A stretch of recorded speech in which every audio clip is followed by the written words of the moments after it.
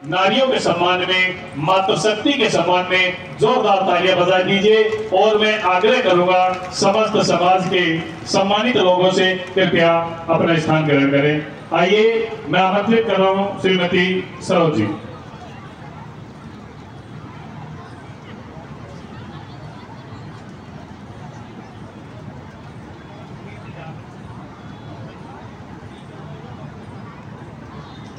भर्तृहरि महाराज की इस पावन धरा और राजस्थान का प्रवेश द्वार कहा जाने वाला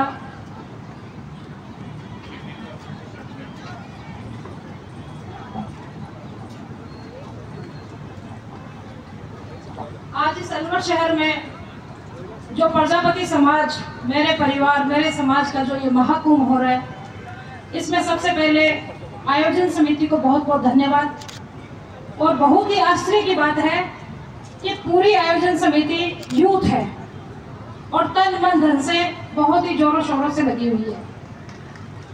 सबसे पहले धन्यवाद उस युवा का, राजीव प्रजापति का, जो पिछले 6 महीने से भाग दौड़ करके ये कार्यक्रम है, दीदी आना है, दीदी और क्या करना है बताइए, पल पल की खबर और पल पल का जो था कि बात दीदी आप मुझे बताते रहिए। पूरी टीम को बहुत बहुत धन्यवाद। आज इस कार्यक्रम में मंच पर विराजमान हमारे समाज के गौरव, उत्तर प्रदेश में हमारे राज्य मंत्री भाई लोकेश जी प्रजापति, सम्मानित मंच और आपके यहाँ के लाडले विधायक संजय जी शर्मा, आपके यहाँ के चेयरमैन साहब, हमारी महिला गौरव मनोहरपुर थाना से चेयरमैन साहिबा सुनीता जी, और समस्त मीडिया कर्मी, सामने बैठे हुए मेरे परिवार के बड़े बुजुर्गों, माता शक्ति, मदन जी जो यहाँ से मदन जी भाई साहब जो अभी जोर शोर से आपको जगा रहे थे, ये यही नहीं जगाते हैं, पूरे राजस्थान को जगाते हैं। जब कांग्रेस बीजेपी दूसरे दलों की डिबेट होती है टीवी पर, देखती हूँ मैं इनको कि किस तरह से ये जोर शोर भर के अगर कोई कार्यकर्ता हतोत्साहित हो रहा है तो उसको आगे मैदान में ले आते हैं और सामने वाले को पछाड़ देते हैं। आप सब लोग आज इस महाकुंभ में पधारे, हम सब लोगों को सुना, मान सम्मान दिया, इसके लिए बहुत बहुत धन्यवाद। समाज की बेटी हूँ, समाज के मंच पे है और समाज के घर में है, तो सबसे पहले बात समाज की। भाइयों, मदन जी भाई साहब ने आपको जो समाज में एक मेरी बहुत पुरानी सहेली और हम सब लोग साथ साथ काम करने वाले पूजा जी कपिल, जो भी महिला मोर्चा में राष्ट्रीय उपाध्यक्ष है, पधारे हैं, उनका मेरे समाज के घर में, मेरे समाज के मंच पे बहुत बहुत धन्यवाद, स्वागत है। आप सब लोग शायद जानते हैं कि आज से 8 या 9 साल पहले भी अलवर, जब मैं भारतीय जनता पार्टी की प्रदेश मंत्री थी, तो अलवर ग्रामीण का मुझे प्रभारी बनाकर यहाँ भेजा गया था। मैं कोई विशेष योग्यता रखती हूँ, मैं कोई विशेष हूँ, सुंदर हूँ या ऐसा हूँ, ऐसा नहीं था भाइयों।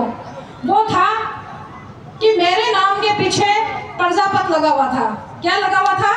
प्रजापति। और संजय जी एमएलए साहब, आपको बताना चाहूंगी कि यहाँ पर प्रभारी बनाकर भेजने का रीजन क्या था। हम सब लोग जब वोट या विधानसभा के टिकटें मांगते हैं तो आप सब लोग ये कहते हैं, या जो सत्ताधारी पार्टियां हैं या जो दोनों पार्टियां हैं, जो राजस्थान में पार्टी है, वो कहती है कि कुम्हारों की इतनी संख्या नहीं है, कुम्हारों की संख्या नहीं है कि जितनी हम यहाँ से टिकट दे सकें। सरोज प्रजापति को प्रभारी क्यों बना के भेजा कि वहां प्रजापति समाज की संख्या है, उनको जाके समझाइए। समझ में आई आप लोगों को बात? एक तरफ कह रहे हैं कि हम टिकट कैसे दे दें, संख्या नहीं है, और दूसरी तरफ कभी मदन जी को भेजते हैं कि आप जाके वहाँ प्रेस कॉन्फ्रेंस करिए क्योंकि वहाँ आपकी समाज की संख्या है। कभी सरोज प्रजापति को प्रभारी बनाकर भेजते हैं कि आपकी वहाँ पर संख्या है। ये राजनीतिक पार्टियों की बातें समझ में आने वाली नहीं है भाइयों। आज मदन जी भाई साहब और गोयल साहब कह रहे थे कि अपनी मुंडियाँ आप यहाँ गिनाने आए हो। मैं भी आप लोगों को कह रही हूँ कि आप जब सैकड़ों किलोमीटर से चलाकर यहाँ आ गए हैं, इस मैदान में आ गए हैं, आपके एमएलए साहब बैठे हैं, अभी जितनी संख्या गिनोगे एमएलए साहब आपको वही दृष्टि से देखेंगे, वही संख्या गिनेंगे, और आप जितनी मांगे रख रहे हो वो मांगे उसी संख्या के आधार पर ही पूरी होने वाली है। चाहे हम यहाँ से कितनी बड़ी बड़ी बातें कर ले, कितना ही कुछ कर ले, लेकिन भाइयों ये लोकतंत्र है, और लोकतंत्र में जब वोटों की संख्या होती है, जब मुंडियों की संख्या होती है, उसके आधार पर आपको सारी चीजें मिलेगी। या भारतीय जनता पार्टी का प्रतिनिधित्व करने के लिए आपके एमएलए साहब बैठे हैं, कांग्रेस का प्रतिनिधित्व करने के लिए आपके चेयरमैन साहब बैठे हैं। दोनों ही पार्टियों से कहना चाहूंगी कि एमएलए साहब आप अच्छे से, अच्छा सॉरी बीजेपी के हैं, चलो कांग्रेस तक तो बात पहुंच जाएगी। अच्छा, तो भारतीय जनता पार्टी से ही पहले अपन निपट लेते हैं। निपटने का मतलब समझ रहे हो कि जहां कहीं भी जाते हैं, और इनको भी पता होगा, पार्टी वालों को भी पता होगा कि कहते हैं, और हम भी कहते हैं कि नींद में से भी उठा के कहोगे ना कि वोट किसको देंगे, वोट तो बीजेपी को ही देंगे। क्यों दोगे भाई? बीजेपी वालों ने खरीदा है क्या, या कांग्रेस वालों ने आपके लाठियां मारी है? मैं इस मंच से यहीं से कहना चाह रही हूँ कि ये परिपाटी सबसे पहले छोड़ दो। जिस दिन बदलना सीख जाओगे, जिस दिन बदलना सीख जाओगे, अपना अधिकार लेना सीख जाओगे भाइयों, दूसरी जातियां तो नहीं कहती है कि हम वोट उसको ही देंगे। आपकी वैल्यू तभी होगी जब आप बदलना सीखोगे। एमएलए साहब, आपको मैं इस मंच से कहना चाहती हूँ, आप एमएलए बनिए, हमारे वोटों से बनिए जी, किसी के वोटों से बनिए, हमें एतराज नहीं है। लेकिन जब हमारे भाई जिला परिषद की टिकटें लेने आए, जब पंचायत समिति की टिकटें लेके आए, जब चेयरमैन बनने के लिए आए, तो ये हक तो उनका भी बनता है, क्योंकि उनकी भी संख्या उतनी है। हाँ ठीक है कि मेरा भाई समाज मेरा भोला वाला है, कहता है कि एमएलए की लाइन में शायद हमारा नंबर नहीं आए। भाई इनका भी नंबर बहुत देर से आया, संजय जी का भी। आप सब लोग लाइन में तो लगिए। जैसे मदन जी कह रहे थे कि संजय जी के पास में शायद आप मांगने ही नहीं गए होंगे, जिला अध्यक्ष जी के पास में मांगने नहीं गए होंगे। ये राजनीति है भाइयों, यहाँ मांगना पड़ेगा, छीनना पड़ेगा और अपना अधिकार मांगना पड़ेगा। आप सब लोगों से ये कहना चाह रही हूँ कि जितनी जिनकी संख्या भारी, उसकी राज में उतनी भाग्यदारी। हमें हमारी भाग्यदारी चाहिए चाहिए चाहिए। एक मुश्त होकर जब आवाज करोगे, और दूसरा कि जिस दिन प्रधान विधायक एमपी आपके हो जाएंगे, उस दिन हमें 2000 गज मिट्टी का टुकड़ा मांगने की आवश्यकता नहीं है, हमें किसी आरक्षण मांगने की जरूरत नहीं है। आपकी तकदीर लिखने वाला वहाँ सबसे बड़ी पंचायत में बैठेगा और आपकी आवाज वहाँ पर पहुँच के देगा। आप अपने व्यक्तियों को ज्यादा से ज्यादा जनप्रतिनिधि बनाकर पंचायत, नगर पालिका और विधानसभा में भेजिए, आपका भी हक आपको मिलेगा। लेकिन जैसे भाई साहब ने कहा कि पीड़ा होती है, आजकल एक रिवाज चल चुका है कि मैं फलाना अध्यक्ष, मैं राष्ट्रीय अध्यक्ष, मैं प्रदेश अध्यक्ष, मैं वो अध्यक्ष। उनसे पूछो तो सही कि आपको अध्यक्ष बढ़ाया किसने, उनका कुछ मांगिए तो सही, आप भाई बेटा तो मांगिए किस चीज का अध्यक्ष बनाए, जो मन पड़ा चल पड़े लेके। ये समाज के लिए बहुत बड़ा नुकसान है। अच्छे लोग राजनीति में आगे आइए, अच्छे लोग समाज में आगे आइए, ताकि आपकी समाज की छवि बरकरार रहे। अगर आपके समाज के लोग भी शंभू राष्ट्रीय अध्यक्ष, प्रदेश अध्यक्ष बनकर और चल पड़ेंगे गाड़ी घोड़े समाज के पेशे पे ऐसो आराम करने के लिए, तो समाज बड़ा सीधा साधा समझ लेता है कि शायद हमारा भला करने आया होगा। वो आपका भला नहीं कर रहे, वो घर का भला कर रहे। तो आप सब लोगों से निवेदन है, जब कुम्हार है आप तो, और जब मटकी आपकी बिकती है तो लोग उसको ठोक बजा के लेते हैं। अरे 50 रुपए की मटकी है और उसको भी 4 बार ठोक बजा के लेते हैं। आप बेचते हो और आपको पता चलता है कौन सी मटकी अच्छी है। तो आप तो ये भी पता कर सकते हो कि आपके समाज का जो नेतृत्व करने वाला वो कौन अच्छा है। आप उसको पहचानिए कि हाँ मेरे को इसके पीछे होना है। आप किसी के पीछे लोग मत बनिए, क्योंकि आपकी आवाज खुद का भला करने वाला नहीं पहुंचाएगा। जिसके मन में समाज की पीड़ा होगी वो आपकी बात आगे पहुंचाएगा। जो मदन जी वैसा बात कर रहे थे, अगर समाज के मन से हम किसी भी समाज की बहन बेटी की, समाज के भाई की अगर बात करते हैं, उसकी उतारते हैं, तो उससे बड़ा समाज के लिए घातक कोई आदमी नहीं है।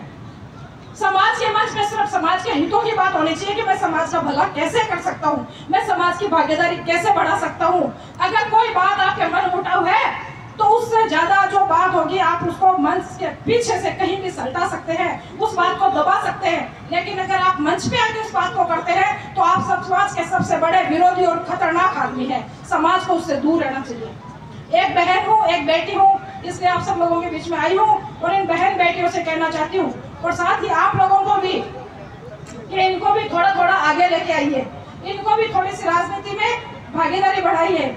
मैं एक मेरा प्रैक्टिकल उदाहरण बताती हूँ। भाई साहब, अजमेर चुनाव की प्रभारी थी। मेरा समाज कितना भोला है मैं आपको बताती हूँ, कितना सीधा है। अजमेर की मैं प्रभारी थी। ब्यावर के नगर पालिका चुनाव थे, वहाँ पर अभी आपके संगठन में मुकेश जी दादीज वो भी वहाँ पर प्रभारी थे और कुलदीप जी धनखड़ जी भी थे। तो जब वहाँ पर ओबीसी महिला चेयरमैन की सीट थी और मैंने उनको फोन किया कि भाई साहब सब जगह बना रहे हो, एक मेरे समाज का भी देख लेना। और 3 महिलाएं उसमें हमारे समाज की जीत के आई थी। लेकिन जैसे ही चेयरमैन का नंबर आया, मेरे समाज के भाई कहते महारानी काइन करी या तो मोड़ी डाली है, दूसरी ने बना दो, दूसरी को बना दो। अरे हमारा अधिकार हम चला के दूसरों को दे रहे, और वहां पर अन्य किसी जो मूल ओबीसी की महिला थी उसको वहां पर चेयरमैन बना दिया गया भाइयों, क्योंकि हम इतने सीधे हैं। इसलिए एमएलए साहब इस मेरे सीधे साधे समाज का ध्यान रखिए और इनको भी आगे बढ़ाइए। आप भरोसा करिए कि ये समाज इतना सीधा है कि आप अगर उनको 25 पैसे देंगे, ये आपको 1.25 रुपया करके देने वाले हैं, 1.25 रुपया करके देने वाले हैं। क्योंकि जैसा कि पूर्व वक्ता ने बताया कि मेरे समाज के लोग कभी चोरी उचारी की सिफारिश लेके नहीं आते कि भैया मेरे बेटा जो है उसमें चोरी के केस में फंस गया छुड़ा दो, नशे के केस में फंस गया छुड़ा दो, कभी नहीं आते। ये तो बेचारे कभी कभार अगर इनकी मजबूरी आ जाती है, सामने वाला जब इनको दबाता है तो रिक्वेस्ट करके आते हैं, वो भी इनकी पूरी नहीं होती है, पता है हमें। तो आप सब लोग जो आज यहाँ पे पधारे हैं, और सबसे बड़ी अपनी कमी कि यहाँ आके भी आप जब अपनी संख्या नहीं गिना रहे हो तो आपको कोई अधिकार नहीं है कि इस आयोजन समिति से आप सवाल पूछो कि तूने महाकुंभ किया था ना, उसका क्या रिजल्ट निकला।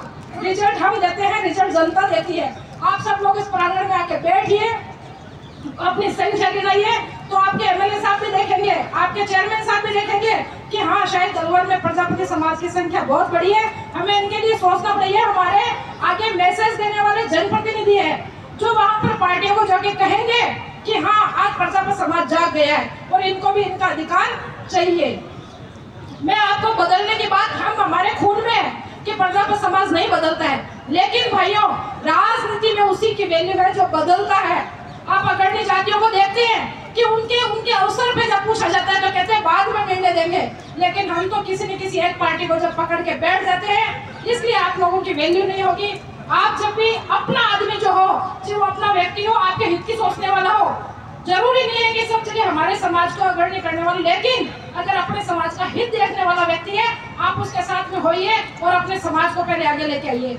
अब हमारे समाज में बच्चों के पढ़ने लिखने वालों की कमी नहीं है, बन रहे हैं आरएस आईएएस बन रहे हैं, आप लोग भी देखते हैं, लेकिन जितनी बड़ी संख्या में बढ़ना चाहिए वो नहीं बढ़ रहे, क्योंकि हमें किसी भी तरह से हमारी जो सहायता होनी चाहिए वो नहीं हो रही है। आप सब लोग जागिए, आगे बढ़िए, और इन बहन बेटियों के लिए कहना चाहूंगी कि इनको भी खूब पढ़ाइए, आगे बढ़ाइए, क्योंकि सब लोग जानते हैं, सब बातें करते हैं कि जब बेटी पढ़ती है तो 2 घर आगे बढ़ते हैं। आप सब लोग इनको आगे लेकर इनको आगे बढ़ाइए, पढ़ाइए, ताकि ये भी अपना भविष्य सुधार सके, अपने परिवार का भविष्य सुधार सके।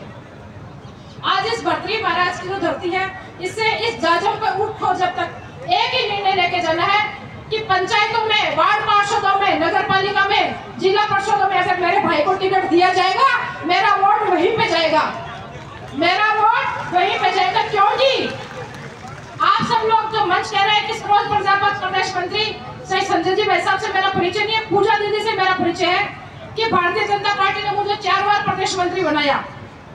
वो कोई सरोज प्रजापति की ताकत नहीं थी, 10 साल लगातार प्रदेश मंत्री वो ताकत थी मेरे समाज की ताकत।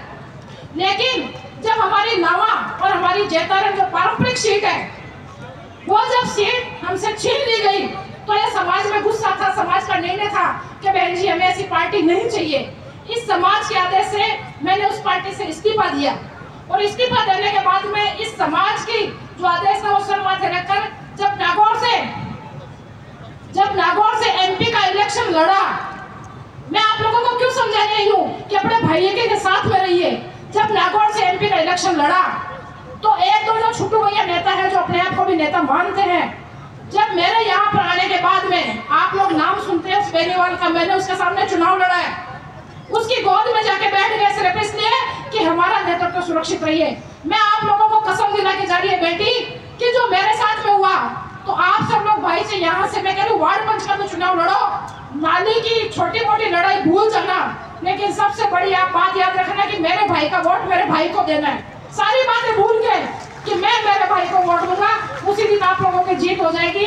समय की सीमा है, मंच की गरिमा है, आप सब लोगों ने सुना और मन के उद्गार थे जो यहाँ पर आकर आप सब लोगों के सामने रखे।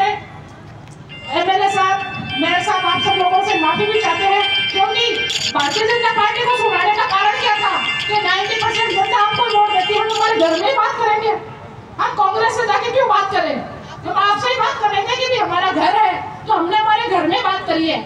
आप सब लोगों का बहुत बहुत धन्यवाद। जय हिंद, जय श्री रानी माता, जय प्रजापति समाज। हेलो, बहुत बहुत धन्यवाद। मैडम ने अपनी ओजस्वी वाणी से आपको बहुत ही अच्छा उद्बोधन दिया।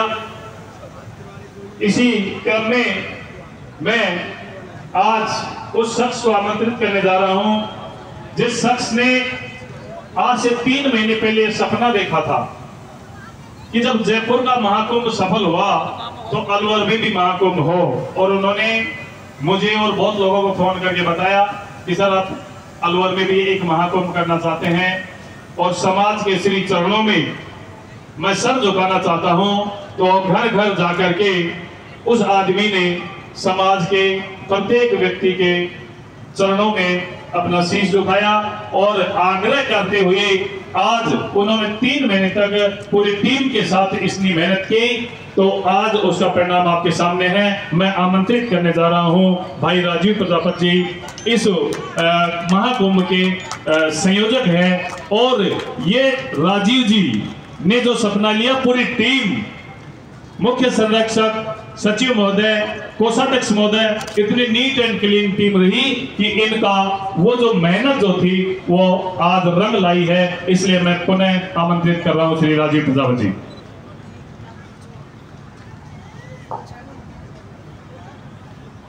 दक्ष प्रजापति महाराज के।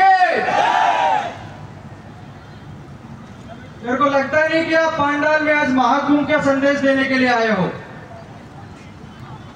जितने लोग इस पांडाल में हैं, मेरे सभी सम्मान्य हो, जितनी जोश के साथ आप अलवर पहुंचे हो, और जो भी संख्या इस प्रांगण के अंदर है, आपके श्री चरणों को मैं निवेदन कर रहा हूं कि 2.5 महीने के लगातार संघर्ष के पश्चात 27 अगस्त का यह दिन जो आप लोगों ने एक नए अध्याय के रूप में लिखा है, मेरे पास आपको धन्यवाद देने के लिए कोई शब्द तो नहीं बचे हैं, लेकिन जो ये पांडाल के बाहर मेरे समाज के बंधु हैं, आपके श्री चरणों को निवेदन कर रहा हूं कि आप लोग जहां स्थान पांडाल के अंदर नजदीक अपनी व्यवस्था को बनाएं। मैं थोड़ा सा समय आज आपसे लेना चाहूंगा, वो चर्चा मैं आपसे करना चाहूंगा, वो बातें आपके बीच में रखना चाहूंगा जिसकी आवश्यकता इस समाज को है। अगर आपको उचित लगे तो राजीव भाई को आशीर्वाद देना, इस समाज की आयोजक कमेटी को आशीर्वाद देना, और अगर कार्यक्रम के पश्चात तो हम सभी लोग अपने घर की ओर जाने वाले हैं। लेकिन अपनी बात को प्रारंभ करने से पहले आपके श्री चरणों को और आपके अभिवादन को स्वीकार करने के बाद मेरे पास में कोई शब्द तो नहीं बचे हैं, लेकिन एक ही तरीका है कि जितने लोग आप यहाँ इस सदन के अंदर, इस पांडाल के अंदर इस कार्यक्रम को सफल बनाने के लिए आए हैं, सिर्फ 1 मिनट के लिए मेरी अभिवादन को मेरे ही अंदाज में स्वीकार कर लेना। अगर इसके अंदर भी कोई त्रुटि हो, कोई गलती हो, तो मुझे अपना बच्चा समझकर माफ कर देना। अभी श्री राजीव प्रजापति जी उसी परंपरा को बरकरार रखते हुए उनका विचार है कि आप सबके, इस समाज के प्रत्येक व्यक्ति के श्री चरणों में वो नमन करना चाहते हैं, वो धोख देना चाहते हैं। कृपया मैं आमंत्रित करूंगा आप सभी को, एक बार भाई राजीव प्रजापति को खड़े होकर के आशीर्वाद दे देना, और अपनी तालियों की गड़गड़ाहट से राजीव प्रजापति को आशीर्वाद देने का प्रयास करें। मैं आग्रह करूंगा सभी से कि इसी प्रकार से जोश खरोश के साथ में आप लोग इस समाज के लिए, इस प्रकार के महाकुंभ, इस प्रकार के आयोजनों के लिए आप सहयोग करते रहे। मैं धन्यवाद देना चाहूंगा भाई राजीव प्रजापति और पूरी